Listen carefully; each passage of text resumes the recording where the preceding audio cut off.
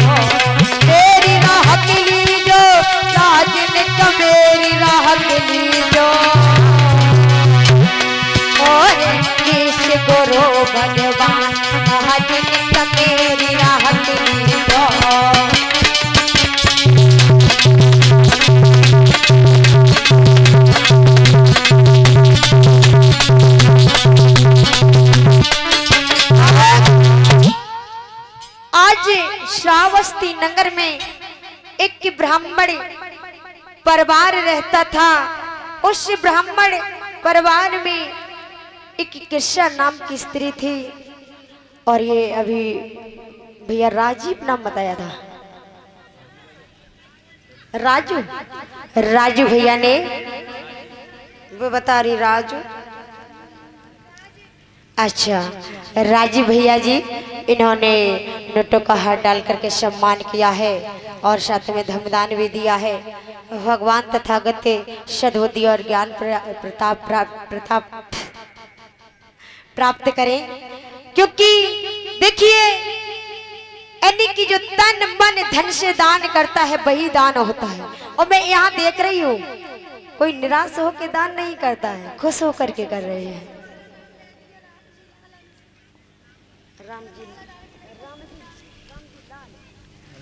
राम जी लाल दादाजी हैं, उनके नाती और नातिन हैं।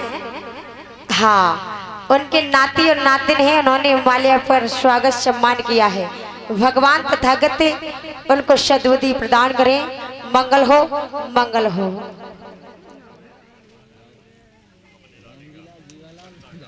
तो देखिए जब उस ब्राह्मण परिवार में कोई कृष्णा नाम की स्त्री के कोई बालक नहीं हुआ तो बड़ी दुखी है। और सभी लोग जानते हैं, हमारी माताएं बहनें जरा ध्यान से सुने कि जब किसी के संतान नहीं होती है तो उसकी ख्वारी हो जाती है कि नहीं हो जाती है। लोग उसे बांझ कहते हैं कि सुबह सुबह इसका मुख देख लो तो बहुत ही अठन हो जाती। कहते हैं अरे उस माता की कोख से कोई पुत्र नहीं हुआ तो वो इतनी विकार हो गई है, इतनी आपके नजरों में नीची हो गई है। वो भी किसी माँ की बेटी है, लेकिन सोच विचार अलग अलग होते हैं। आज उस कृषा के कोई संतान ना होने के कारण कृषा दुखी है। एक दिन क्या होता है मेरे प्रिय धम बंधुओं कि कृषा की सास नगर में कुएं से पानी भरने के लिए गई है, तो कुछ माताएं बहनें भी और वहां पहुंच गई। तो उन्होंने क्या किया, उस कृषा की सास को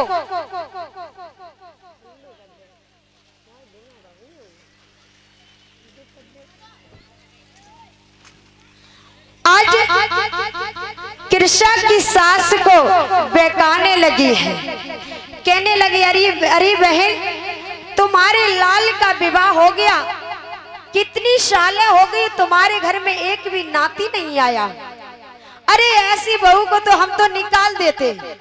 देखिए मेरी माता बहने किस प्रकार से उस सास को बहका रही है कि ऐसी बहू को तो मैं तो अपने घर से निकाल देती, अपने पुत्र का दूसरा विवाह कर लेते। जैसे ही कृषा की सास ने ये शब्द सुने तो कृषा की सास को बहुत गुस्सा आ गया, और गुस्सा आया, उसने जल भरा कुएं से और सर पर रख लेती, मटकी चल देती है, और मन में ये प्रण कर लिया कि आज हम इस कृषा को अपने घर से निकाल देंगे, क्योंकि इसने अभी तक मुझे एक भी संतान नहीं दी है। मेरा वंश इसी प्रकार से यहीं पर खत्म हो जाएगा। और ये कृषा नारी, अरे हमें नगर की सभी नारियां ताने मारती हैं, कहती है तुम्हारे घर में कोई नाती नहीं आया है, इतनी सालें हो गई, अब मैं इसे नहीं रखूंगा। आज देखिए कृषा की सास पानी भर करके जब घर पर पहुंची है तो कृषा ने सोचा कि मेरी मैया जल भर के आ रही है, चलो हम घड़े को उतरवा लेते हैं। कृषा आज अपनी सासुल के सर पे घड़ा रखा हुआ था, उसे उतारने के लिए चली है। उसी प्रकार कृषा की सास ने उस कृषा को धक्का मार दिया और घड़े को पटक दिया जमीन पर, और कृषा की बाहें को पकड़ा और द्वार पर निकालने लगी है। कृषा कहने लगी, मैया तुम ये क्या कर रही हो? अरे तुम मुझे क्यों निकाल रही हो? मेरा क्या दोष है? अरे मैं तो सारे दिन काम करती हूँ, लेकिन तुम ये क्या कर रही हो? कृषा की सास कहने लगी, अरे कृषा, तुझे मैं इस घर में अब नहीं रखूंगी। तूने इतनी सालें हो गई है, मुझे नाती नहीं दे सकी है। नगर की सभी माताएं बहनें मुझे ताने मारती हैं, मुझको सुनाती है, तेरी वजह से मुझे सुननी पड़ती है। चल तू निकल जा मेरे घर से, मेरे घर में तेरे लिए कोई जगह नहीं है। मैं अपने बेटे का दूसरा विवाह कर लूंगा। जैसे इतने वचन सुने कृषा रोने लगी, कहने लगी, मैया तुम ये क्या कहती हो? माँ मुझे माफ कर दो भैया, अरे मेरा इसमें क्या दोष है माँ? मेरी तो किस्मत रूठ गई है जो मैं तुम्हें एक लाल नहीं दे सकती हूँ माँ। कृषा की सास कहती है, निकल जा मेरे घर से, तू कहीं भी मर जाके मेरे घर में तू मत रहो, मैं तेरी शक्ल नहीं देखना चाहती हूँ, तू यहाँ से चली जा। कृषा कहती है, माँ मैं तुम्हारे पैर पड़ती हूँ माँ, तुम्हारे बगैर मेरा कौन है? क्योंकि जब बेटी की डोली ससुराल आ जाती है तो उसकी डोली की वजह से डोली ना जा करके उसकी अर्थी उसके माँ के लिए जाती है। भैया मुझे माफ कर दो, मेरा कौन सहारा है? माँ मुझे मत मारो। और क्या कहती है भैया,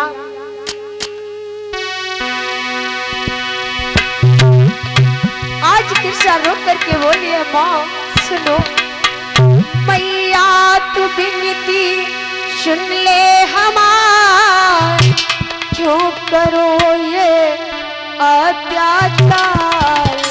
माँ ऐसा पाप क्यों कर रही हो माँ?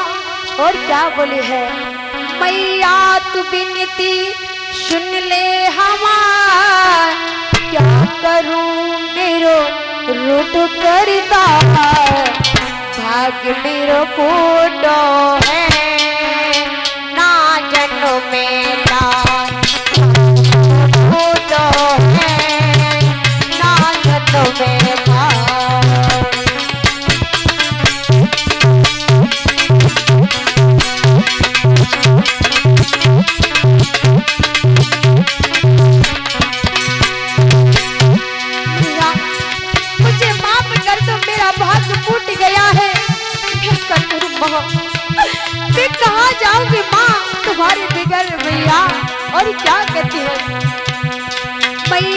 तू बिनती सुन ले हमारो गरीब तो करता भाग मेरो फोटो है ना भाग मेरो फोटो है ना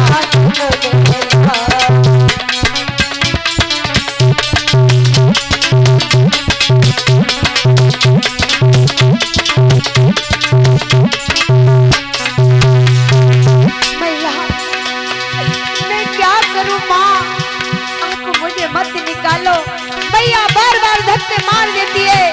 किरसा पैरों पर जाती है लेकिन पैरों को नहीं छुआती है।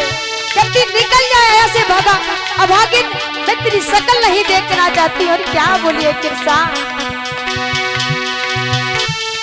जन्म की हो दुखिया मेरे बाबुल पे छाई गई।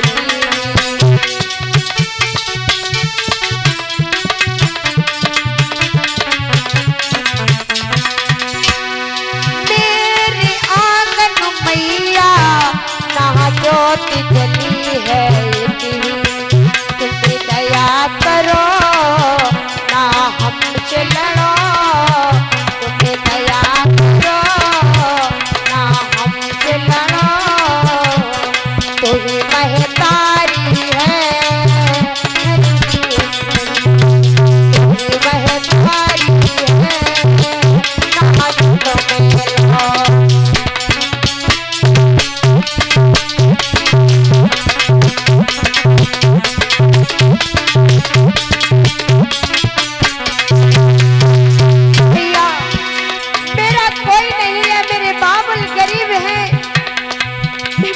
कहाँ जाऊंगी मैं, भटक जाऊंगी मैया मुझे मत निकालो।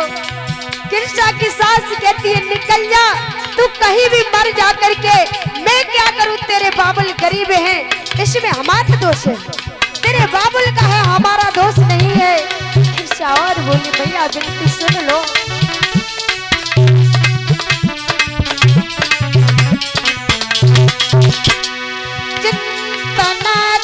मैया मेरी डूबी भंवर में नैया,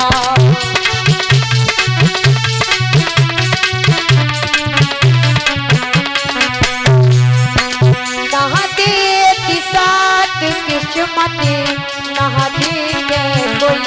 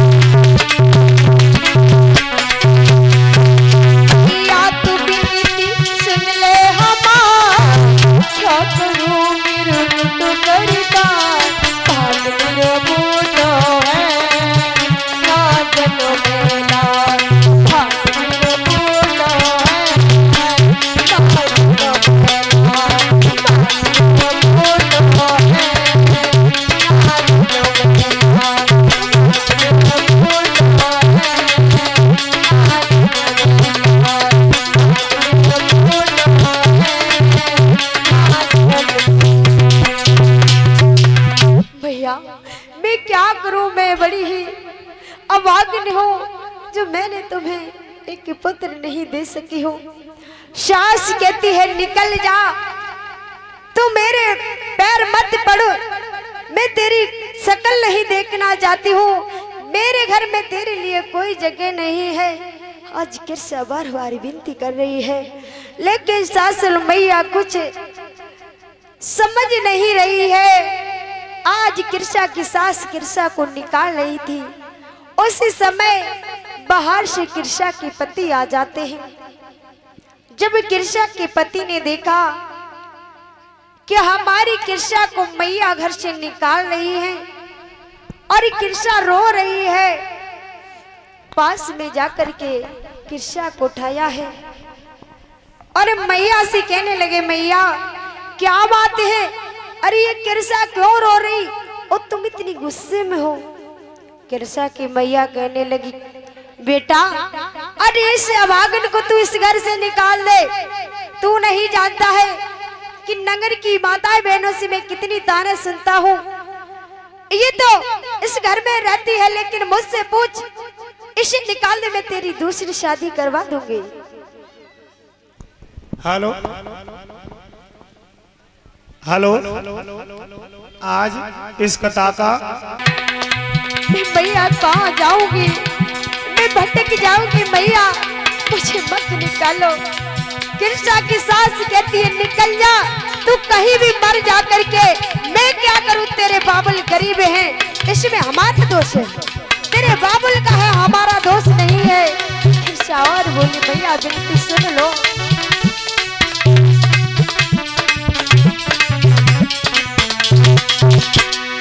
चिंता ना करो मैया, मेरी डूबी भंवर में नैया।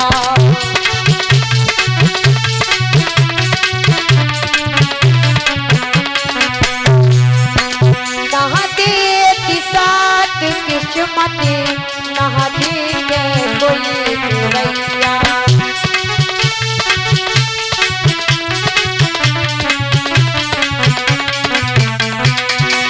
तुम मात मेरी नंदकार मुझे, मत मार मुझे नंदकार मुझे, तेरी महतारी है नहा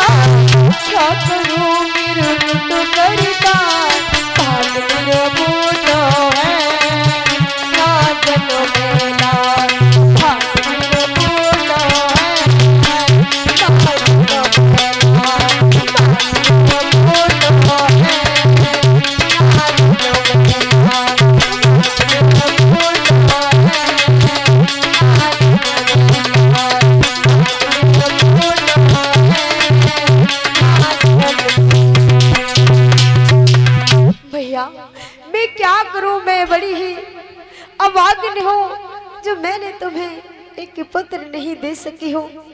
सास कहती है, निकल जा, तू मेरे पैर मत पड़ो, मैं तेरी शक्ल नहीं देखना चाहती हूँ, मेरे घर में तेरे लिए कोई जगह नहीं है। आज किरसा बार बार विनती कर रही है, लेकिन सासुल मैया कुछ समझ नहीं रही है। आज किरसा की सास किरसा को निकाल रही थी, उसी समय बाहर से किरसा के पति आ जाते हैं। जब किरसा के पति ने देखा कि हमारी किरसा को मैया घर से निकाल रही है और किरसा रो रही है, पास में जाकर के किरसा को उठाया है और मैया से कहने लगे, मैया क्या बात है, अरे ये किरसा क्यों रो रही और तुम इतनी गुस्से में हो। किरसा की मैया कहने लगी, बेटा अरे इस अभागन को तू इस घर से निकाल दे। तू नहीं जानता है कि नगर की माताएं बहनों से मैं कितनी ताने सुनता हूँ। ये तो इस घर में रहती है, लेकिन मुझसे पूछ, इसे निकाल दे, मैं तेरी दूसरी शादी करवा दूंगी। हेलो हेलो, आज इस कथा का समय हमारे ग्राम पंचायत मलामी इस्माइलपुर के पूर्व प्रधान श्री अशोक यादव जी आप सभी लोगों का चादर उड़ा करके शॉल और बहन जी के लिए सूट से सम्मानित कर रहे हैं। 5 मिनट का समय।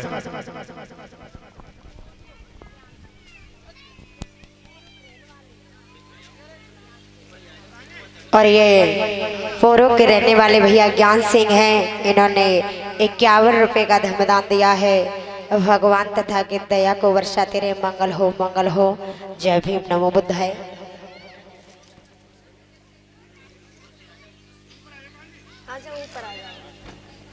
हाँ हाँ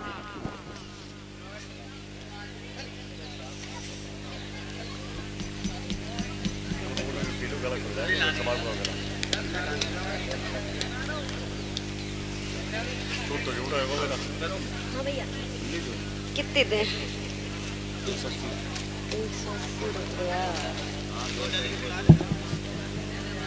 चलिए और दे रहे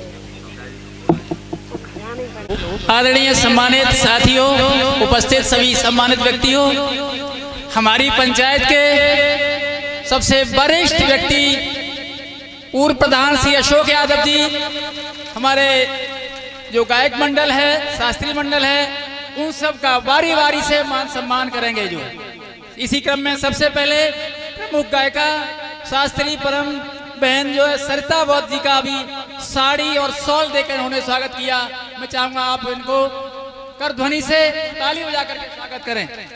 बहुत बहुत धन्यवाद। इसी क्रम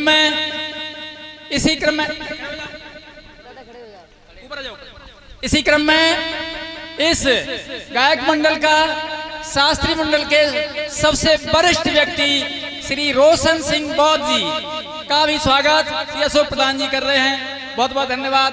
कृपया इनको भी तालियों से स्वागत करें। सम्मानित व्यक्तियों, इसी क्रम में अशोक यादव जी, हमारे दूसरे श्रोता वायलिन वादक श्री तेजपाल सिंह शाह जी का स्वागत कर रहे हैं। बहुत बहुत बधाई, धन्यवाद।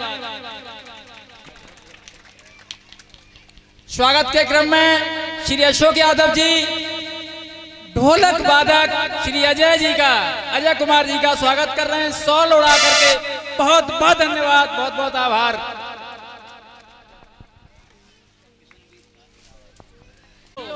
माननीय श्री अशोक यादव जी, गायक मंडल में से उपस्थित वरिष्ठ व्यक्ति श्री किशन सिंह शाख का शॉल उड़ा करके स्वागत कर रहे हैं। बहुत बहुत बधाई, बहुत बहुत धन्यवाद। पूर्व प्रधान जी, चिमटा वादक,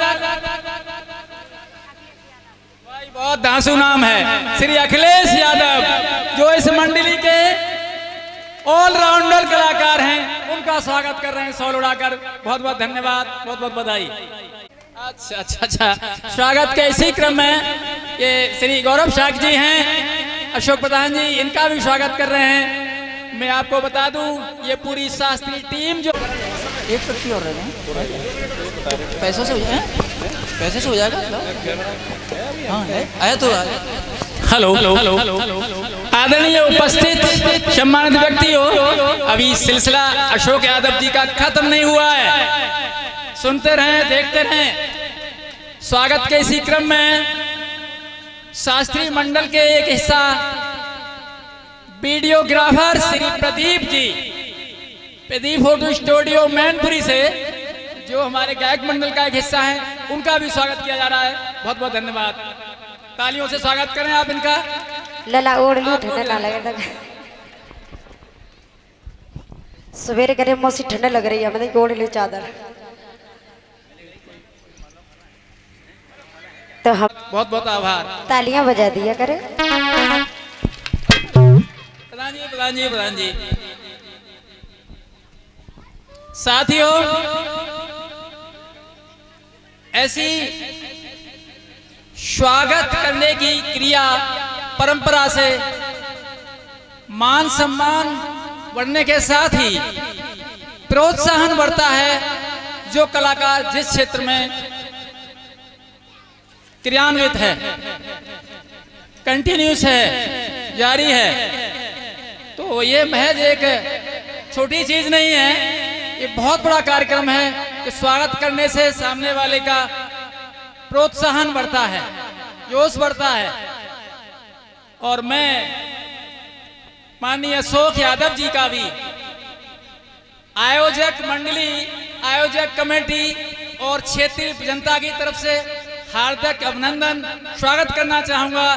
तो उन्होंने इस बौद्ध कथा का मान रखते हुए, हमारी गायक मंडली, हमारी शास्त्रीय मंडली का ध्यान रखते हुए इन सब का स्वागत किया। इसके लिए मैं और हमारी आयोजक टीम बहुत बहुत आभारी है। बहुत बहुत धन्यवाद श्री अशोक यादव जी का। और एक छोटा सा स्वागत इनके लिए मैं भी करना चाहूंगा, इजाजत चाहूंगा आपसे।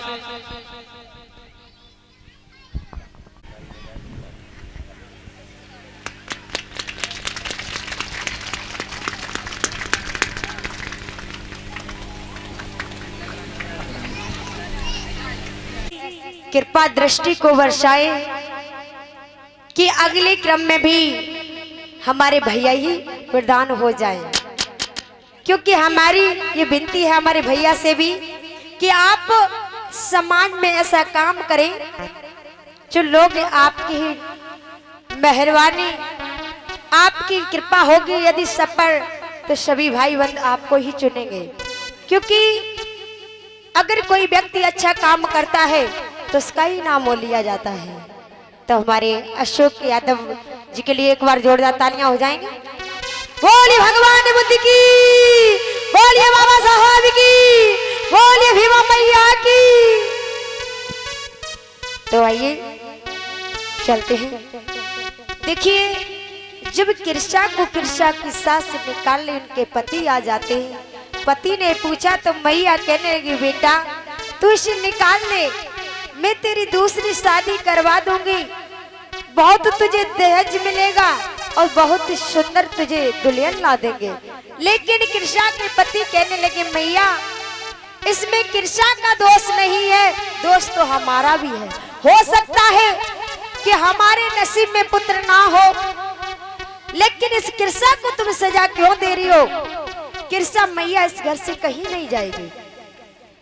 मैया कहती है, तू भी उसकी बातों पर आ गया है। अरे मैया की बात का तूने उल्लंघन कर दिया है। मैया ने को गुस्सा आ गया, मैया ने एक लाल की थप्पड़ दी है। लेकिन बात कहने लगा, मैया तुम चाहे मुझे कितना भी मारो, मुझे कोई फर्क नहीं पड़ेगा, क्योंकि पति पत्नी को लेकर आता है तो वचन दे करके लेके आता है। आता है कि नहीं आता है? आते हैं, चाहे बुद्ध रीति से हो तो फिर भी उसमें वचन भरवाए जाते हैं। और खुशबू के देवर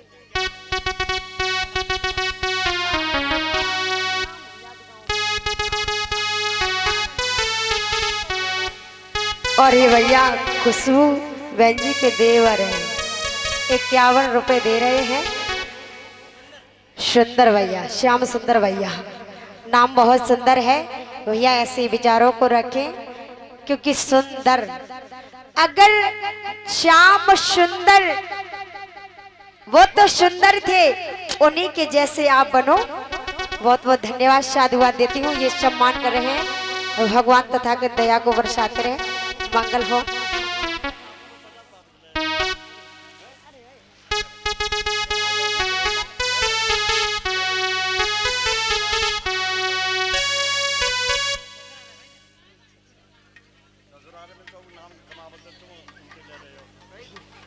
अरे कट तो रही है। तो देखिए,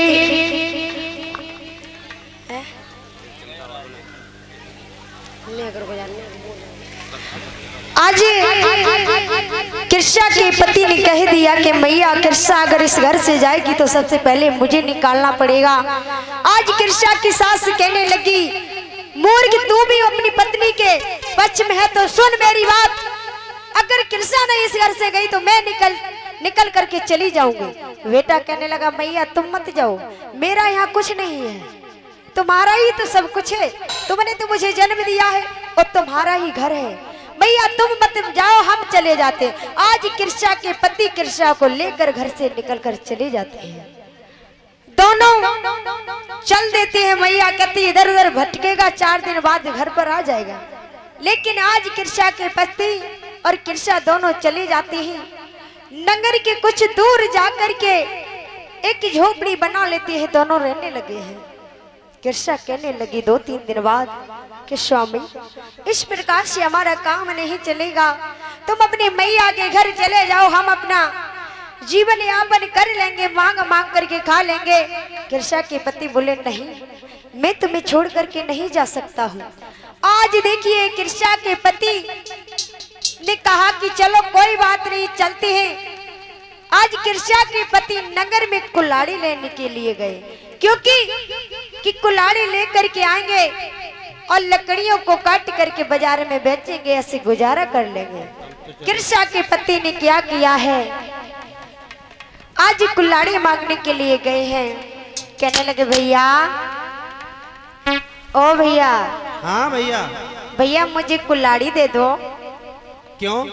आपको क्यों कुल्हाड़ी दे दी? भैया हम काटने के लिए वन में जा रहे हैं। अच्छा। हाँ। आप काट के रखे और हमें? अरे ना भैया, हम लकड़ियों को काटने के लिए जा रहे हैं, मुझे भैया दे दो।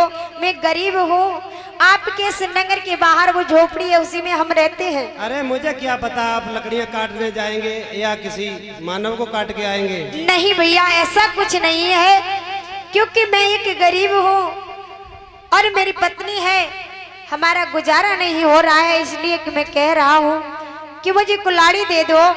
हाँ नहीं दे रहा कुल्हाड़ी, सरकार देख रहा कि न की चल रही। भैया हाँ आप दे दो, इससे मुझे कोई मतलब नहीं है। मैं ऐसा कोई काम करने के लिए नहीं जा रहा हूँ जिससे आपको सजा हो जाए। मेरे बड़ो भैया कल कुल्हाड़ी पिटाए के ले आओ, जा जले सत्य। भैया उसका ज्यादा हो तो किराया ले लो, लेकिन मुझे दे दो। 40 रुपया तो लगे, 40 रुपया 80 रुपया किराए के हो गए, 60 रुपया पिटाई के, 150 रुपया हो गया। 150 रुपया यहाँ धज जाओ और कुल्हाड़ी तब दिए। अच्छा हाँ भैया, हाँ अभी हमारे पास है नहीं, जब हम काट के लकड़ियां आएंगे उसके बाद हम तुमको दे देंगे, तब तक ये बयाना पकड़ो। अच्छा हाँ भैया दे देना उनको। चलो ठीक है।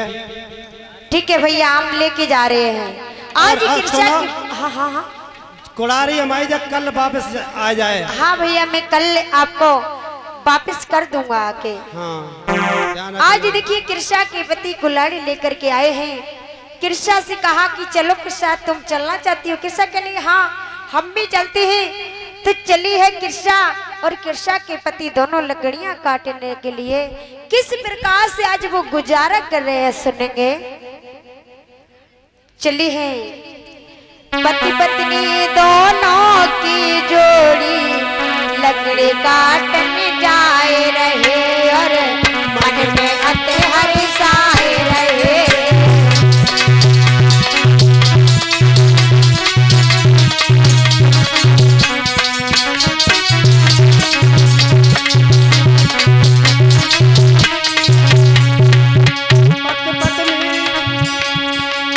पति पत्नी दोनों की जोड़ी, लकड़ी काटने जाए रहे और मन में अते हर्षाए रहे। भैया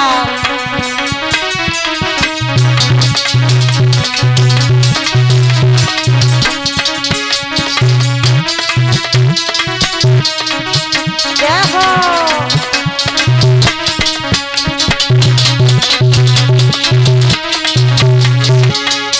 यहाँ प्रेम दोनों के अंतर है, वे दोनों बड़े ही सुंदर हैं।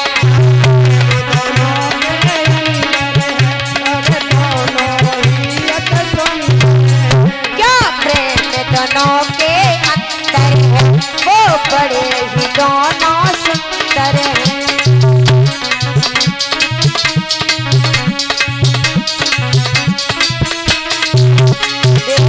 मन में अते हर्षाए रहे और लकड़ी काटना जाए रहे। भैया लकड़ी काटने जाए रहे।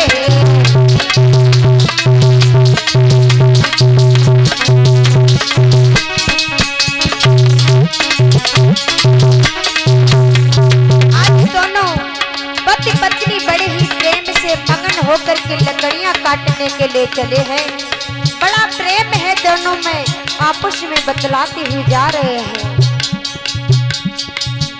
पति ही पत्नी का जीवन है, पति ही पत्नी अर्धांगिनी है। पति पत्नी का जीवन है, पति ही पत्नी का जीवन है, पत्नी पत्नी अर्धांगिनी है और साथ ही हम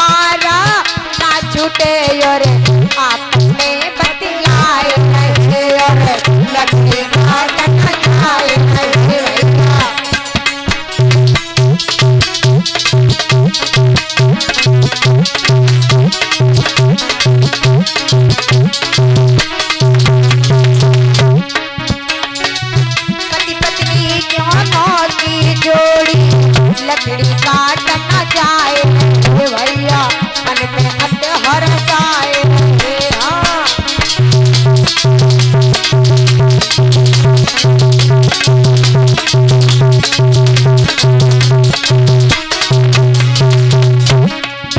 पति पत्नी दोनों की जोड़ी लकड़ी काट न जाए रे और मन में अत हर्ष आए रहे। हाँ मन में अत हर्ष आए रे मन में अत हर्ष आए रे।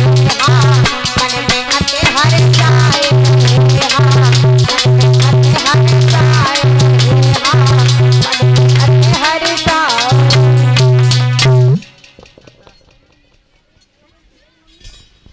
कुदरत ने कैसा खेल खेला है कि कृष्णा गर्भवती हो जाती है। जब कृष्णा गर्भवती हो गई तो कृष्णा के पति कहने लगे कृष्णा अब तुम मेरे साथ में वन में मत जाओ क्योंकि इस हालत में तुमको लेके जाएंगे तुमको परेशानी होगी। कृष्णा मान जाती है और कृष्णा उस झोपड़ी में बैठी रहती है। कृष्णा के पति दूसरे दिन फिर लकड़ियां काटने के लिए चले हैं। मेरे प्रिय धम बंधुओं लकड़ियों को काट रहे थे लेकिन क्या होता है कि बहुत तेज से आंधी आने लगी। आंधी के साथ में काले काले बादल छाने लगे हैं। कृष्णा के पति घबराने लगे।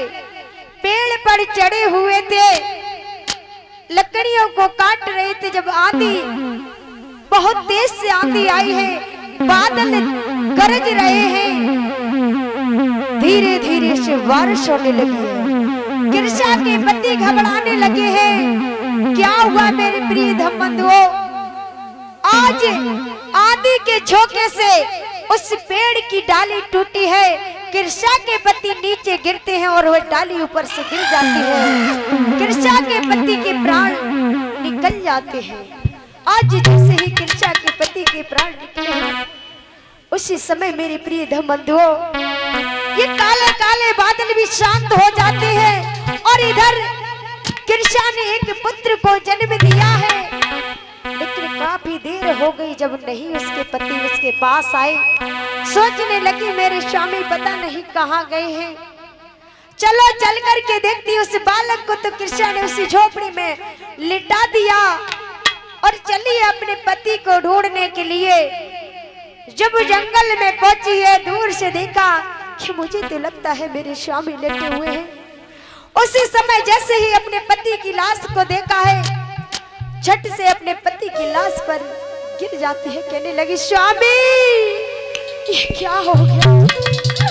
अरे मेरे स्वामी तुमने ये क्या किया है। और तुमने मुझसे मना कर दिया कि तुम यहीं रहो लेकिन आज तुमने अपने प्राणों को त्याग दिया। कृष्णा बार बार जगाती है कहती स्वामी आंखें खोलो आंखें खोलो। लेकिन पति जब जीवित हो तो आंखें खोले। कृष्णा रो रही चिल्ला रही है और बिलाप कर रही है। क्या कहती है भैया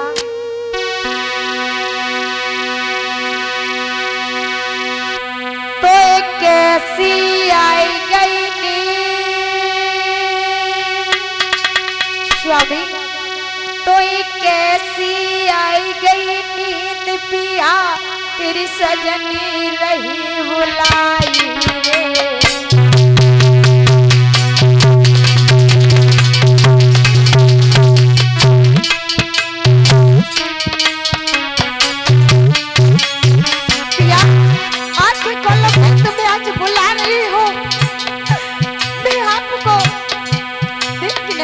स्वामी और रोती है क्या करी है। तो कैसी आई गई पिया तेरी सजनी रही बुलाई रे।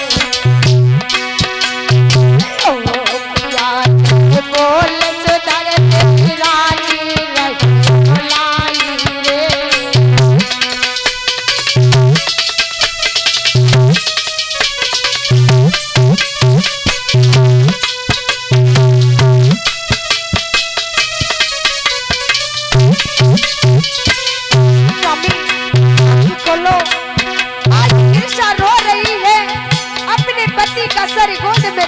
हंसती है, रोती है और क्या कहती है। और ये बहन करिश्मा गौतमी जमालपुर से, इन्होंने धन्यवाद दे करके मेरी विदाई कर रही है।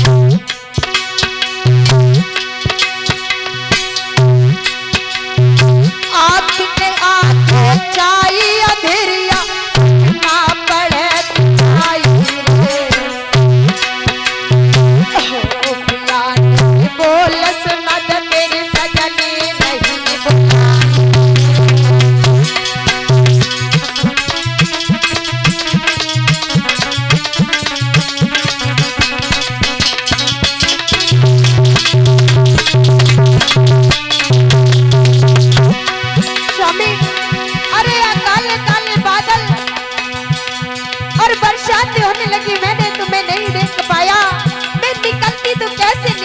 झोपड़ी से शामी आंखें खोलो और क्या कहती है।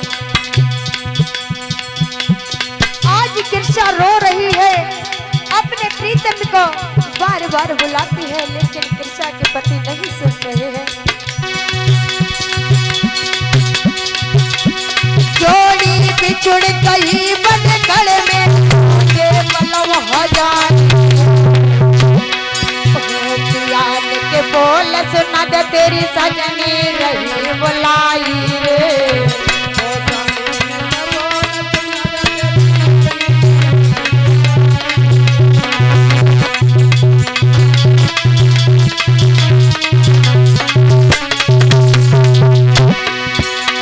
पर प्रीतम की याद की दुखिया गई आसी गजराई रे।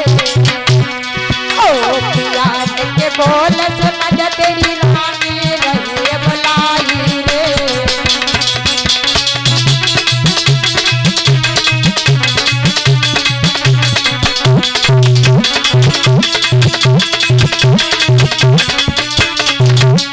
स्वामी आप देखो तो कैसी आई गई नींद पिया तेरी सजनी रही बुलाई। बोल सुना तेरी रानी रही बुलाई रे। बोल सुना तेरी सजनी रही बुलाई रे।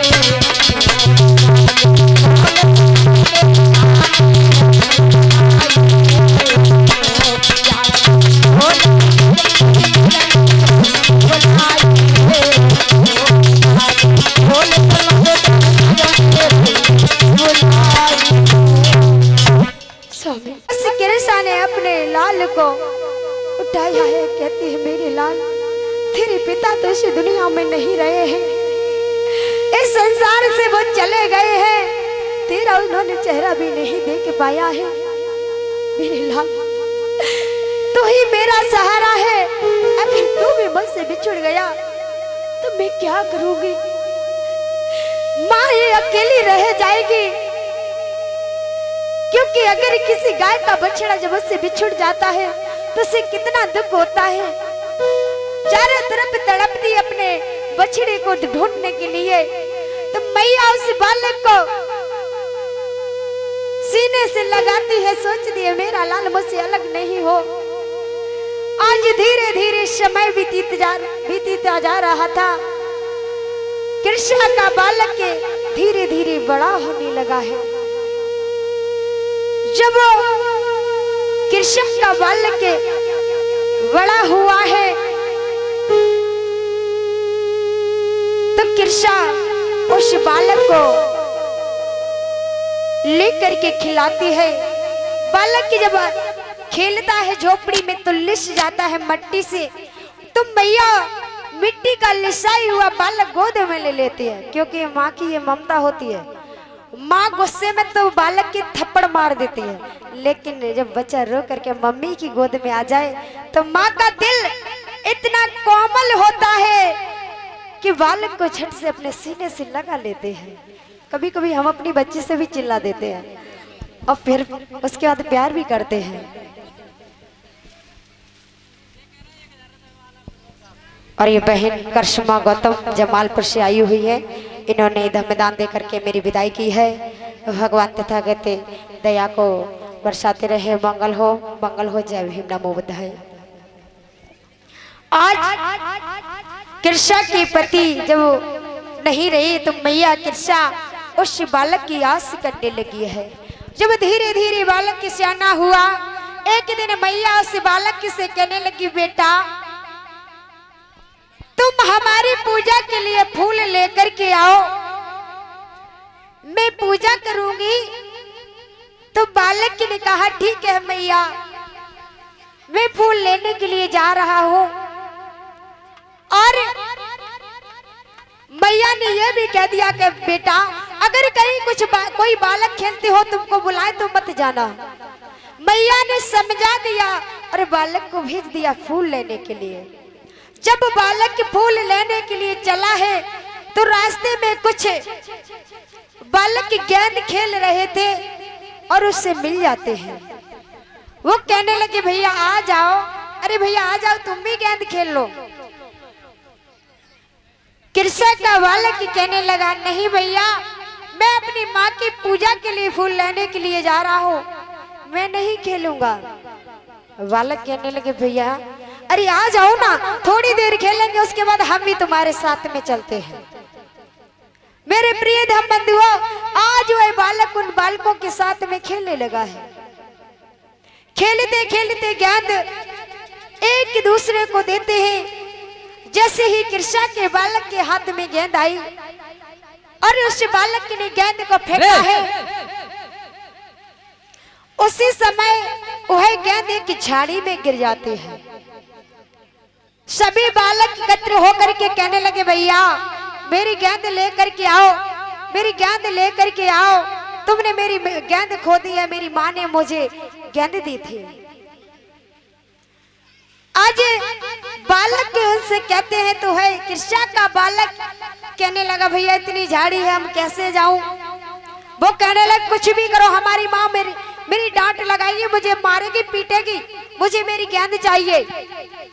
कृष्णा का बालक चला है गेंद लेने के लिए, तो उसने देखा कि यहाँ फूल भी लगे हुए हैं। तो ध्यान आ गया कि मेरी मैया ने मुझसे कहा था कि बेटा फूल लेकर के आना, मैं पूजा करूंगी। आज जब बालक चला है गेंद उठाने को लिए, उसी समय उसे फूल दिखाई दे जाते हैं। तो हे बालक गेंद ना उठा करके उन फूलों को तोड़ने लगा है। उस समय क्या हुआ है भैया?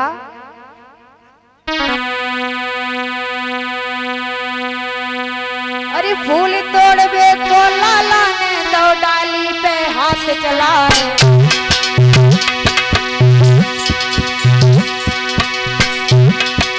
फूल तोड़बे को लाला ने दो डाली पे हाथ चलाए। हलो ना कहाँ पैरों में तो काल करा।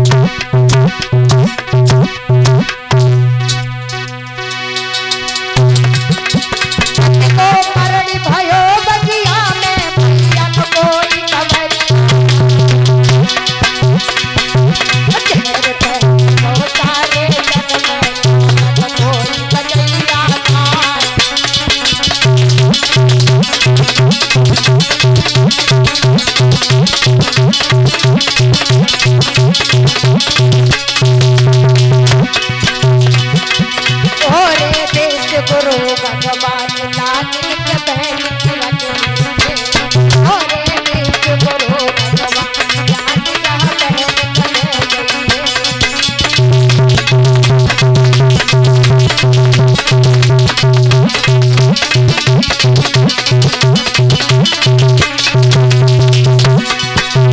बहन को दे गई।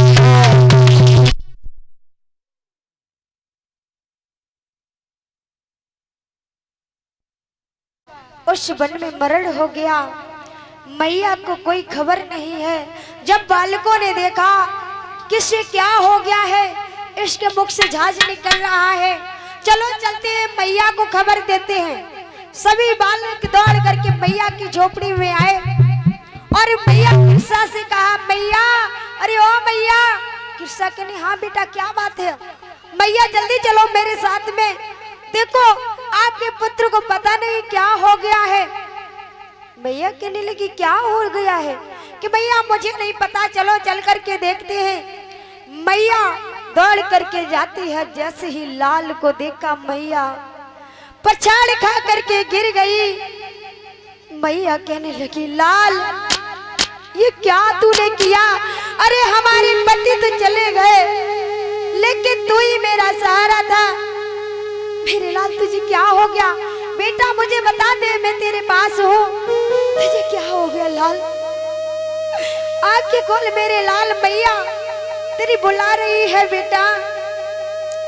आज मैया रोती है, अपने लाल को गोद में ले लिया। आज मैया की सूनी गोद रह जाती है।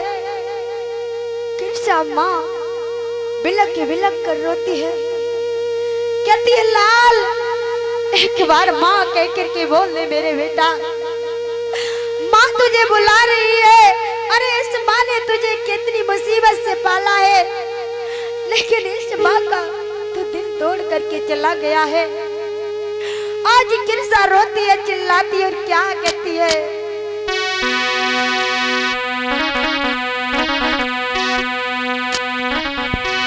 बेटा बारे सुकुमारे मोसे मैया कह बोल, बेटा बारे सुकुमारे मोसे मैया कह बोल।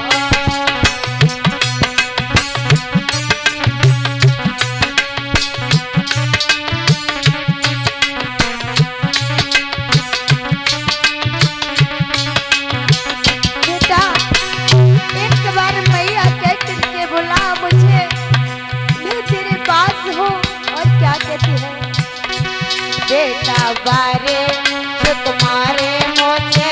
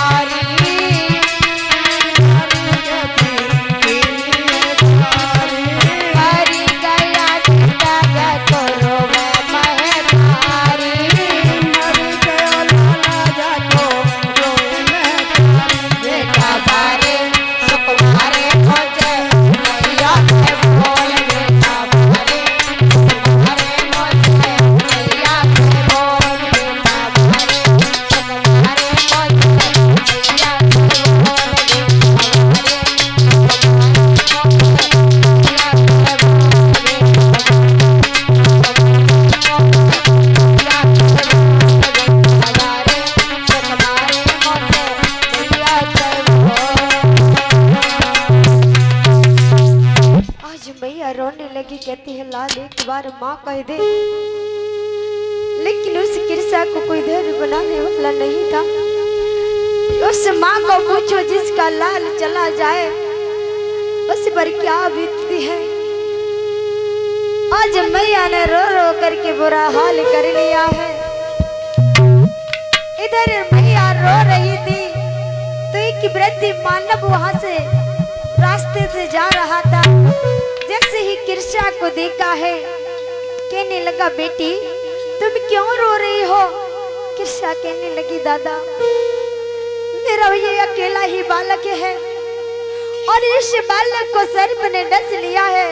बाबा मैं क्या करूं, कोई ऐसा नहीं है जो मेरे बालक को जीवित कर सके। मैं अपने बालक के बगैर रह नहीं सकती बाबा, ऐसा कोई उपाय नहीं होगा बाबा। मैं क्या करूं, देखो मेरा लाल सो रहा है, ये उठ नहीं रहा है। आज बाबा समझ गए। ओए दादा कहने लगी बेटी ये तो बालक मर गया है। कृष्णा कहने लगी बाबा ऐसा मत कहो, मेरा लाल अकेला ही है और जिस माँ का अकेला लाल हो और उससे ये कोई कह दे कि तुम्हारा बालक मर गया है तो उस मैया के दिल पर क्या बीतती है। आज मैया रो करके कहते हैं बाबा इस माँ मेरे लाल को कोई जीवित नहीं कर पाएगा, मुझे बता दो। बाबा कहने लगा बेटी अगर तुम अपने लाल को जीवित करना चाहती हो तो चेतवन में भगवान बुद्ध हैं, वो तुम्हारे लाल को जीवित कर देंगे। आज जैसे ही कृष्णा ने सुना कि भगवान बुद्ध तुम्हारे बेटे को जीवित कर देंगे, मैया कृष्णा ने सोचा बेचारा नहीं, लेकिन अपने लाल को गोद में उठा लिया। जब गोद में उठा करके मैया चली है,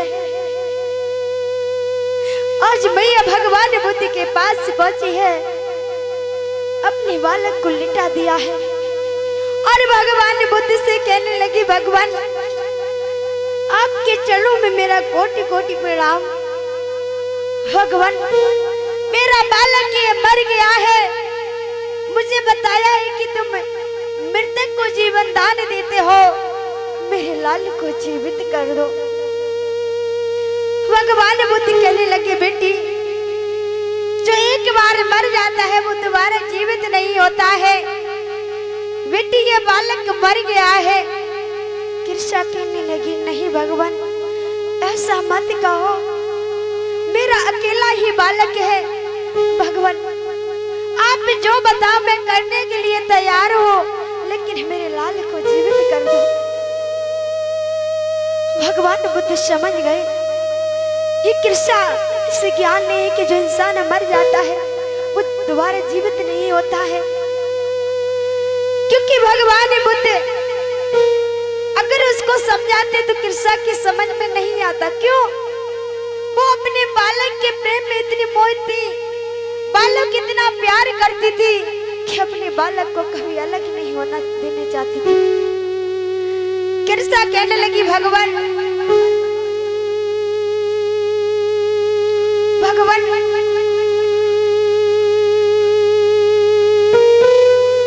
भगवान बुद्ध कहने लगी कृष्णा बेटी अगर तुम अपने लाल को जीवित करना चाहती हो तो सुनो मेरी बात। और भगवान बुद्ध क्या बोले हैं,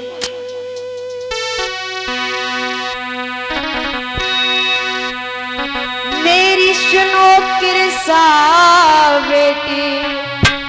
भगवान बुद्ध कृष्णा से कहते हैं मेरी सुनो कृष्णा बेटी, तुम काले तिलक ले आना, तुम काले तिलक ले आना, लाल को जीवित कर दोगे तुम जाकर बेचारा।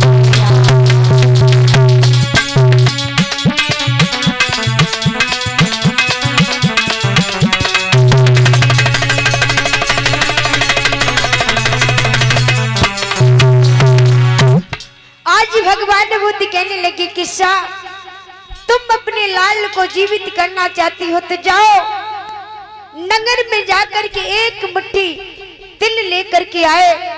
यदि तुम उन काले तिलों को लेकर के आई तो मैं तुम्हारे लाल को जीवित कर दूंगा।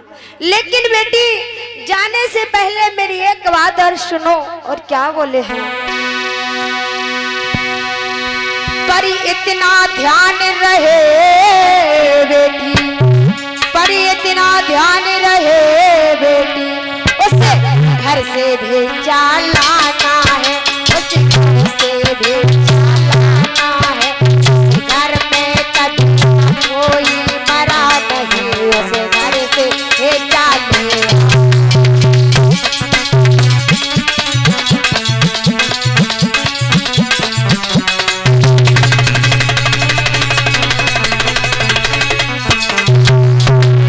पर इतना याद रहे बेटी, तुम काले तिलों को ले आना, काले तिलों को ले आना। इस घर से कर आओ तो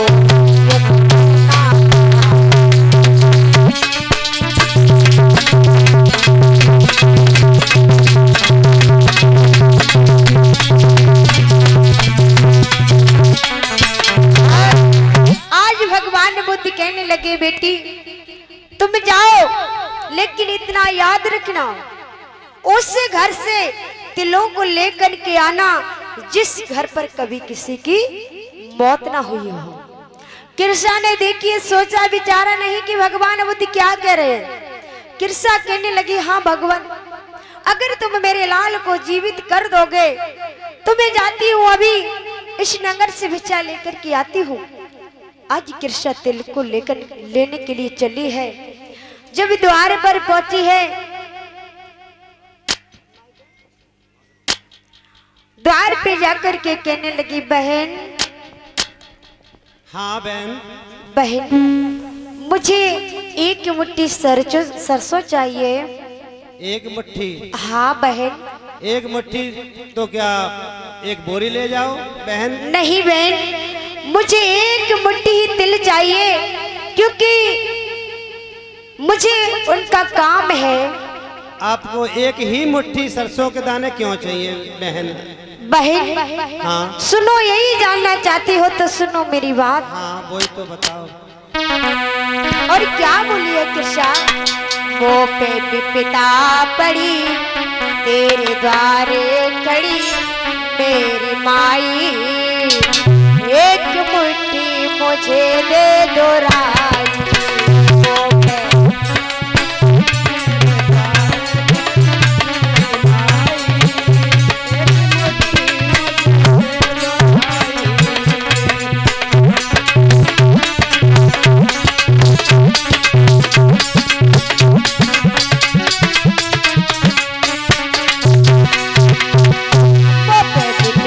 पड़ी तेरे द्वारे खड़ी मेरी माई,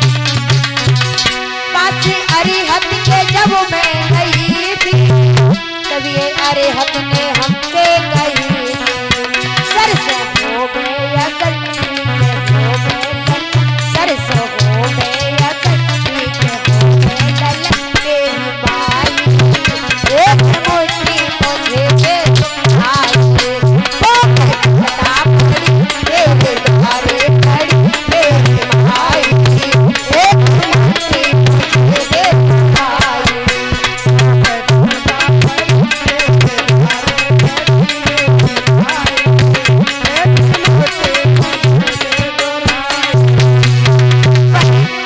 मैं भगवान तथागत के पास गई।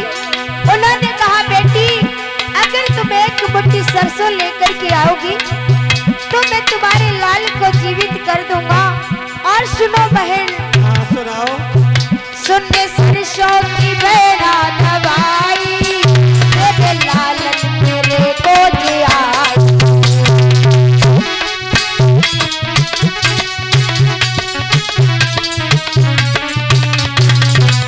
सुनने सरसों की बेड़ा दवाई तेरे लालच मेरे को जी आई। आज रोती कड़ी तेरे पासे कड़ी तेरी आई एक मुट्ठी मुझे दे बुराई तेरे द्वारे पड़ी तेरी माई एक मुट्ठी मुझे दे बुराई एक मुट्ठी मुझे दे बुराई एक मुट्ठी मुझे दे बुराई एक मुट्ठी मुझे दे बुराई एक मुट्ठी मुझे दे बुराई एक मुट्ठी मुझे दे बुराई एक मुट्ठी मुझे दे बुराई। बहन, हाँ बहन। लेकिन तुम ये मुझे सरसों तो दे रही हो, लेकिन ये बताओ पूछो तुम्हारे घर में कोई मरा तो नहीं है? बहन। हाँ अभी 2 महीना पहले बहन मेरे ससुर जी खत्म हो गए बहन। बहन, हाँ बहन।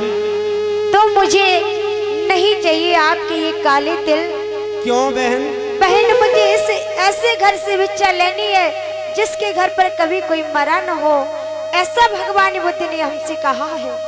बहन हाँ आप पूरे नगर में घूम के आई है बहन, हाँ और अभी तक ऐसा आपको कोई घर नहीं मिला। नहीं मिला है। तो बहन पूरे संसार में ऐसा कोई घर नहीं मिलेगा कि जिसमें कभी मौत ना हुई हो किसी के घर। अच्छा, हाँ बहन। ऐसा कोई नहीं घर मिलेगा। नहीं बहन। आज देखिए किरसा ने सारे नगर में द्वार द्वार जाकर के भिक्षा मांगी, लेकिन उसे ऐसा कोई घर नहीं मिला जिसके घर कभी मृत्यु ना हुई हो। क्योंकि जन्म मरण ये तो निश्चय है। आज किरसा को वही से ज्ञान हो गया और किरसा अपने गम को भूल जाती है, लोगों के गमों को देखने लगी कि मेरा तो एक लाल ही मरा है। और इस सभी के घर जाकर के पूछा है तो किसी के ससुर, किसी के जेठ, किसी का भाई, किसी की बहन